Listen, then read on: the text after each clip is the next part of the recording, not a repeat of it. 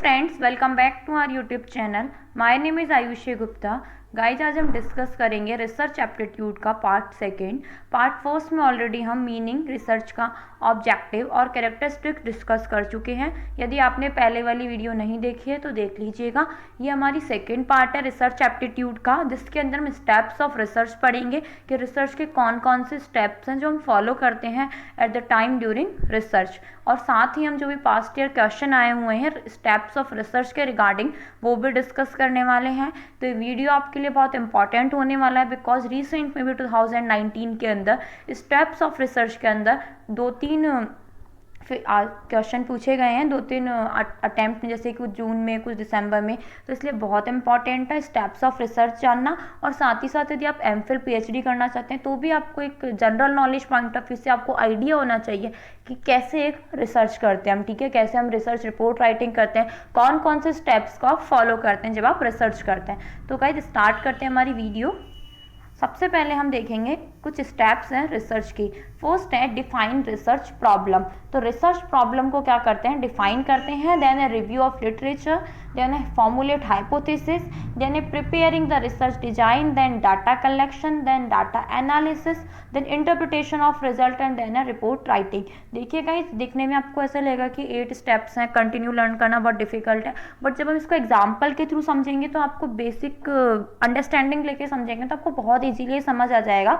तो हम इसको एक एग्जाम्पल के साथ अच्छे से समझेंगे, जिससे कि आपको कोई रट्टाफिकेशन की नीड ना हो कि आप, क्योंकि कई बार एग्जाम में टर्मिनोलॉजी चेंज कर देते हैं, रिव्यू ऑफ लिटरेचर की जगह लिटरेचर रिव्यू लिख देंगे, तो आप कंफ्यूज मत होइएगा। सिंपल सा आप कंसेप्ट को याद रखिएगा, उसके साथ हम फॉलो करेंगे, हम एग्जाम्पल के साथ देखेंगे यहाँ पे। और गाइज, यदि आप हमारे चैनल पे न्यू है तो प्लीज़ सब्सक्राइब भी करिएगा, और यदि वीडियो फर्स्ट टाइम देख रहे हैं तो अच्छी लगे वीडियो तो लाइक और शेयर भी करिएगा। तो आते हैं steps of research process, description के साथ, एग्जाम्पल के साथ समझते हैं।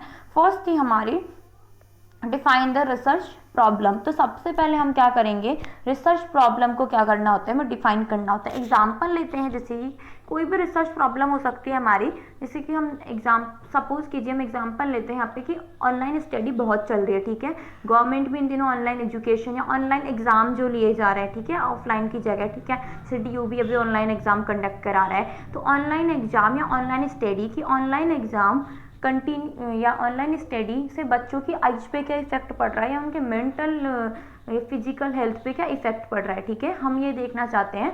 हमारा क्वेश्चन ये है कि online study effect badly on student health, ठीक है, हम ये देख रहे हैं कि बच्चे की जो हेल्थ है उसके ऊपर ऑनलाइन स्टडी का क्या इफेक्ट पड़ रहा है। तो हमारी रिसर्च प्रॉब्लम है, हम ये देखना चाहते हैं, ठीक है, कि हम बच्चे की जो हेल्थ है उसके ऊपर क्या इफेक्ट पड़ रहा है ऑनलाइन स्टडी का। आपका रिसर्च प्रॉब्लम किसी से भी रिलेटेड हो सकता है, आप सोशल साइंस से स्टडी कर रहे हैं, साइंस में कर रहे हैं, जैसे कि हम कोरोना को लेके ले सकते हैं कि हम, जैसे कि जो हमारे जो N95 मास्क हैं या सैनिटाइजर हैं वो कितने इफेक्टेड है हमारे कोरोना के अंदर, ठीक है, कोई भी ले सकते हैं आप। मैगी के को ले सकते हैं कि मैगी के अंदर लेड की प्रेजेंस है तो कितनी है या क्या है उसके अंदर, है भी कि नहीं है। हम कोई भी रिसर्च कर सकते हैं, जिसकी रिसर्च बेसिकली है क्या, रिसर्च क्या है, जहाँ पे भी हम कोई भी न्यू थिंग को या कोई भी ऐसी चीज़ जिसके ऊपर कुछ ऑलरेडी हो चुका है लेकिन हम कोई और इन्फॉर्मेशन जानना चाहते हैं based on our prior experience and our knowledge, उसको क्या बोलते हैं, रिसर्च, ठीक है। हम किसी भी चीज़ की कोई नॉलेज गेन करना चाहते हैं, वो है रिसर्च, ठीक है।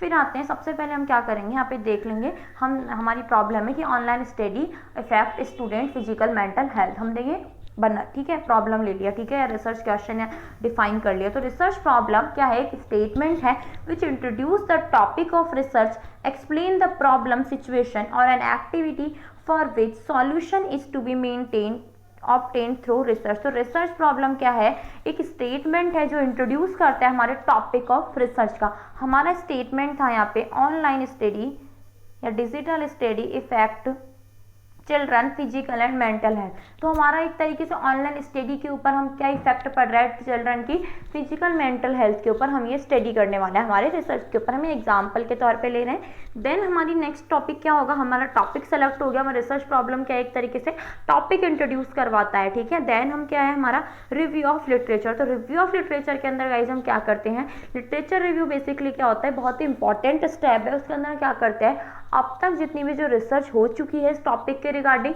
या ऑल के रिसर्च पेपर जर्नल जो भी कुछ पब्लिश्ड है या फिर कोई और बुक्स है, कोई आर्टिकल्स है, उनको हम क्या करते हैं, स्टडी करते हैं कि अब तक क्या क्या हो चुका है और हम क्या नया इनके अंदर इंप्रूवमेंट ला सकते हैं या कुछ स्टडी कर सकते हैं, कुछ नया हम कर सकते हैं। बिकॉज यदि वैसा का वैसा बना के लिख देंगे तो रिसर्च नहीं है गाइस, वो तो क्या है, आप कॉपी कर रहे हैं प्लेगरिज्म में एक तरीके से।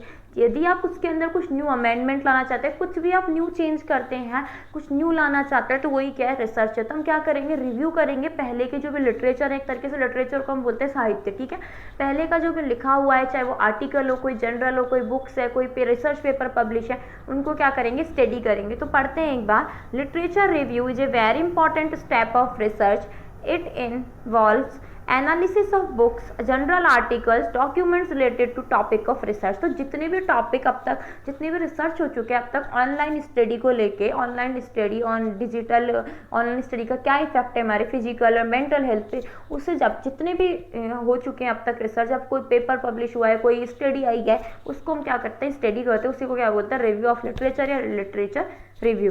देन है हमारा फॉर्मुलेट हाइपोथेसिस। तो हाइपोथेसिस की वीडियो हमने ऑलरेडी डाल रखी है, बहुत डिटेल्ड में है, यदि आपको देखनी हो तो रिसर्च एप्टीट्यूड की जो प्लेलिस्ट है वहाँ पे जाके देख लीजिएगा, आपको मिल जाएगी। तो फॉर्मुलेट हाइपोथेसिस के अंदर है, hypothesis is a proposition or a tentative statement or a predictable statement in a testable form and predicts a particular relationship between two or more variable। तो hypothesis क्या है, एक टेस्टेबल है, प्रिडिक्टेबल स्टेटमेंट है, जिसकी क्या हम क्या करते हैं, टेस्ट करते हैं, उसके अंदर क्या होता है, रिलेशनशिप होता है दो और उससे ज़्यादा वेरिएबल। जैसे कि हमारे यहाँ पे वेरिएबल क्या है, हमारे ऑनलाइन स्टडी और हमारी फिजिकल एंड मेंटल हेल्थ। तो ये हमारे दो वेरिएबल हो गए, एक तो ऑनलाइन स्टडी और एक फिजिकल एंड मेंटल हेल्थ, ठीक है।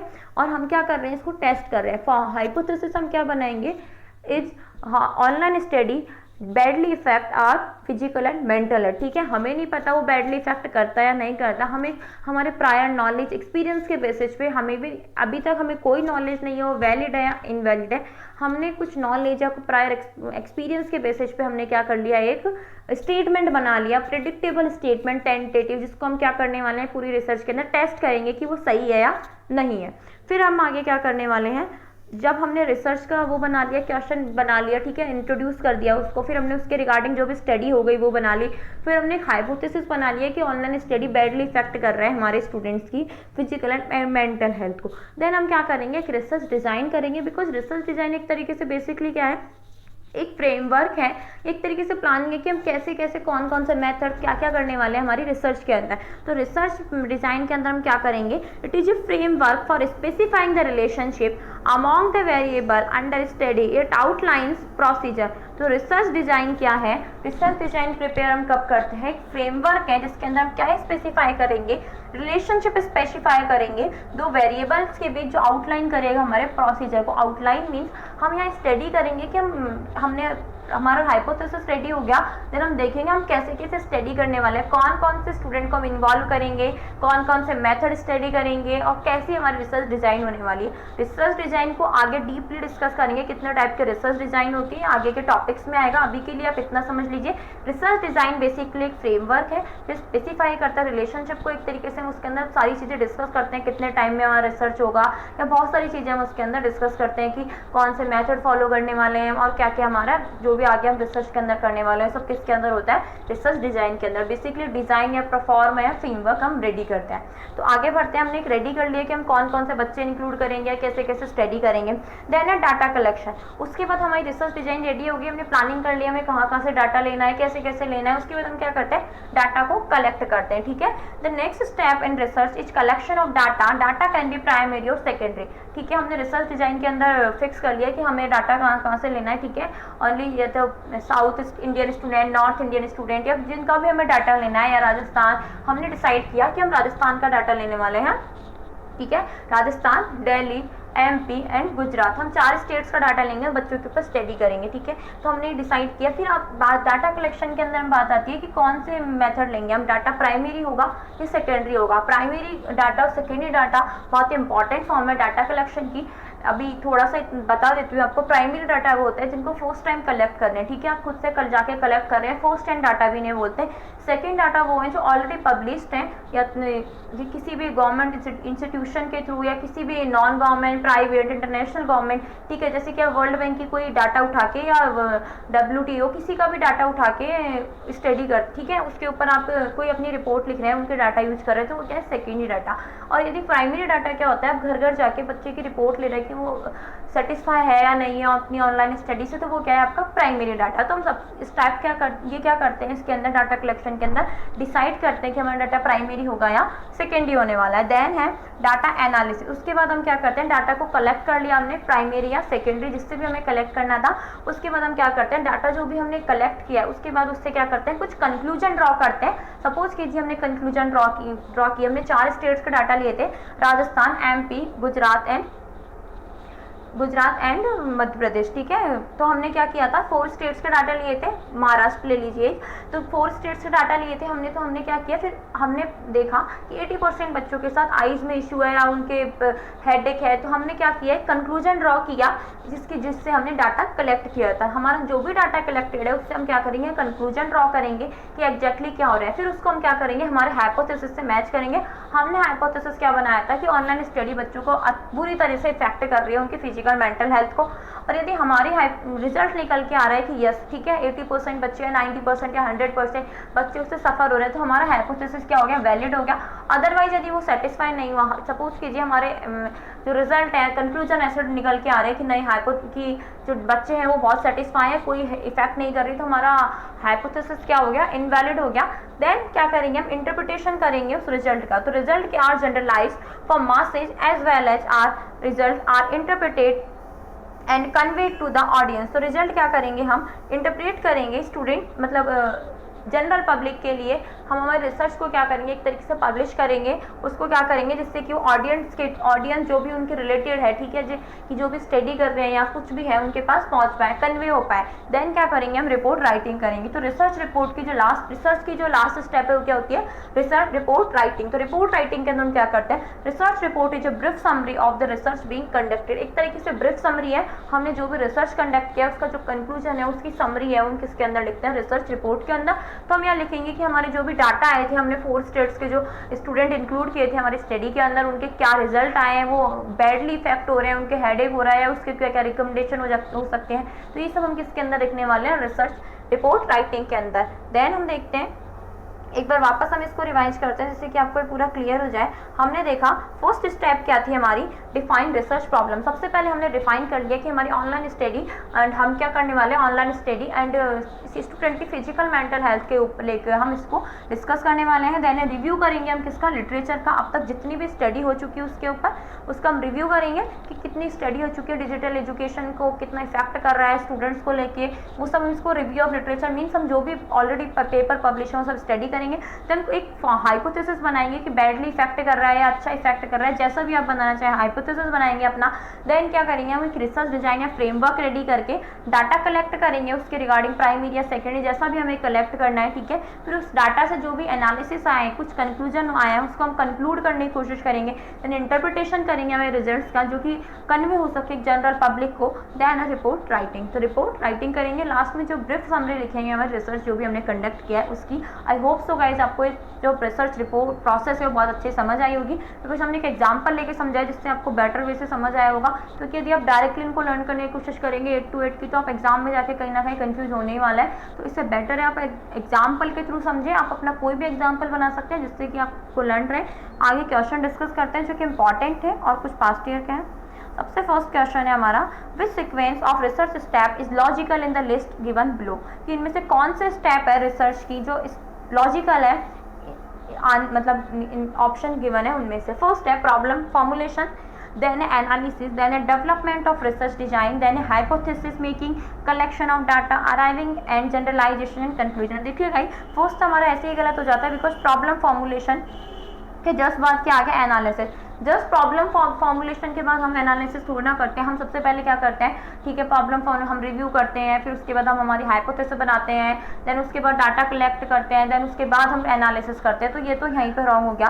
Then development of research design, तो डेवलपमेंट ऑफ रिसर्च डिजाइन बाद में करते हैं गाइस। सबसे पहले हम क्या करेंगे, रिसर्च प्रॉब्लम को डिफाइन करते हैं या हमारा क्वेश्चन लेते हैं कोई जो भी, जिस पे भी हमें रिसर्च करना है, ठीक है। तो यहाँ भी थर्ड है हमारा problem formulation, then hypothesis making, then development of research design, then collection of data, data analysis, formulation of generalization and conclusion. तो ये सही है गाइस। एक बार फोर्थ और देख लेते हैं। फोर्थ है हमारा problem formulation, then deciding about sample and data collection tool, formulation of देखिए गाइस यहाँ पे हम क्या मिस्टेक है इसके अंदर, फॉर्मुलेशन ऑफ हाइपोथेसिस बाद में, जबकि फॉर्मुलेशन ऑफ हाइपोथेसिस हम पहले करते हैं, उसके बाद हम क्या करते हैं, डाटा कलेक्ट करते हैं। सबसे पहले हम ये तो पता करें कि हमारा एग्जैक्टली क्वेश्चन क्या बन रहा है, उसके बाद हाइपोथेसिस बनाते हैं, टेंटेटिव स्टेटमेंट बनाते हैं, उसी को बेस रख के हम क्या करते हैं, डाटा कलेक्ट करते हैं। तो इसलिए ये स्टेप क्या आएगी, उसके बाद में आएगी। तो सही स्टेप क्या है यहाँ पे, सही करेक्ट आंसर क्या होगा, सबसे पहले हम क्या करेंगे, प्रॉब्लम को फॉर्मुलेशन किया था हमने, देन हाइपोथेसिस मेकिंग करिए। हम देखिए गए यहाँ पे लिटरेचर रिव्यू नहीं है, पर it does not matter, because यहाँ पे क्या है, किसी भी उसके अंदर नहीं है,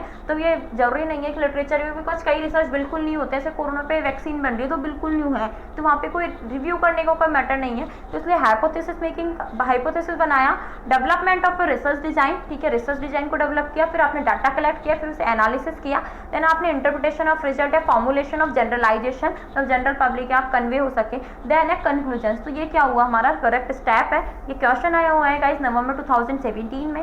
देन देखते हैं एक और सेकंड क्वेश्चन है गाइस हमारा, arrange the following correct sequence of steps of research, first identify variables and formulate hypothesis, then है राइट रिसर्च रिपोर्ट, देन है डाटा कलेक्शन, देन है लिटरेचर रिव्यू, देन है डाटा एनालिसिस, देन है sampling. तो हमने देखा था सबसे पहले क्या करते हैं हम, रिसर्च प्रॉब्लम फॉर्मुलेशन करते थे। यहाँ पे प्रॉब्लम फॉर्मुलेशन हमें कहीं भी गिवन नहीं है।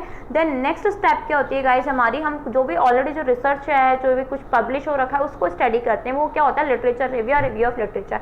तो फर्स्ट स्टेप हमारी इसके अंदर क्या होगी, लिटरेचर रिव्यू। तो फोर्थ, देन है गाइस ऑप्शन थोड़ा मिस्टेक है यहाँ पे, 4 1 6 होगा इधर। देन क्या करेंगे हम, उसके बाद हम क्या करते हैं, हमारे हाइपोथेसिस फॉर्मुलेट करते हैं, जिसके अंदर हम क्या करते हैं, टेंटेटिव प्रेडिक्टिव स्टेटमेंट बनाते हैं, उसको टेस्ट करते हैं, वो उसके अंदर रिलेशनशिप होता है 2 or more वेरिएबल्स का। तो हमारी तब हम क्या करते हैं, नेक्स्ट स्टेप क्या हो गई हमारी, फोर्थ। फिर देन है हम क्या करते हैं, उसके बाद हम क्या करते हैं गाइस, सैम्पलिंग लेते हैं, ठीक है। हम सैम्पलिंग क्या होती है, बेसिकली आप 1000 लोग हैं, उसके अंदर से 10 या 100 लोगों की कुछ ऐसा रिप्रेजेंटेटिव की स्टडी करते हैं, उसको हम क्या बोलते हैं, एक तरीके से सैंपल। तो हम क्या करेंगे, सैम्पलिंग करते हैं, उसके बाद हम क्या करेंगे गाइस, डाटा कलेक्शन, डाटा को कलेक्ट करेंगे। हो सकता है आप प्राइमरी मेथड यूज करें, सेकेंडरी मेथड यूज करें, all depend on your research and on your choice. Then उसके बाद हम क्या करते हैं, डाटा कलेक्ट करने के बाद हम क्या करेंगे, डाटा को एनालिसिस करते हैं, उसमें से कुछ कंक्लूजन ड्रॉ करने की कोशिश करते हैं। उसके बाद हम क्या करते हैं, जनरलाइजेशन करते हैं, रिजल्ट का इंटरप्रिटेशन करते हैं, बट वो स्टेप यहाँ पे दिया नहीं हुआ, डायरेक्ट दिया हुआ है आपको राइट रिसर्च रिपोर्ट। देन यहाँ पे क्या आ जाएगा, राइट रिसर्च रिपोर्ट। तो सबसे पहले हमने क्या किया था, रिव्यू लिटरेचर, देन हमने क्या किया था, आइडेंटिफाई किया हमारे वेरिएबल्स को, देन हमने क्या किया था, सैम्पलिंग, देन हमने क्या किया था, हमारा डाटा कलेक्शन, फिर उसके बाद हमने डाटा को एनालिसिस किया था, उसके बाद हमने research report, right research report. तो ये ऐसे करके गाइस आपको जैसे कंफ्यूज करने को दिया हुआ है सैम्पलिंग, या फिर आपको 1-2 स्टेप बीच में से हटा दिए, डायरेक्ट दूसरी स्टेप देती है, तो ऐसे करके भी क्वेश्चन पूछे जा सकते हैं। तो यहाँ पे हमारा आंसर हो जाएगा बी के ऑप्शंस कुछ ऐसे हैं गाइस, 4 1 6 5 3 2। देन हमारा करेक्ट ऑप्शन हो जाएगा, सबसे पहले हम करेंगे review of literature first, then उसके बाद हम करेंगे हाइपोथेसिस को हमारा फॉर्मुलेट, देन उसके बाद हम सैम्पलिंग करेंगे, देन डाटा कलेक्शन करेंगे, देन डाटा एनालिसिस करेंगे, उसके बाद हम रिसर्च रिपोर्ट राइटिंग करेंगे। बट जो बेसिकली जो 8 स्टेप बताइए आप उनको अच्छे से याद करके एग्जाम्पल के थ्रू समझिएगा, बहुत अच्छे से समझ आएगा आपको। और होप सो आपका जो भी क्वेश्चन होगा वो बिल्कुल कभी गलत नहीं होगा। आई होप सो आपको ये वीडियो बहुत अच्छी लगी हो। Thank you so much guys. Please share करें, लाइक करें और सब्सक्राइब करना ना भूलें। अपने दोस्तों को भी शेयर करें जो भी प्रिपरेशन कर रहे हैं यूजीसी नेट की या किसी PhD एंट्रेंस एग्जाम की। Thank you so much guys, bye bye.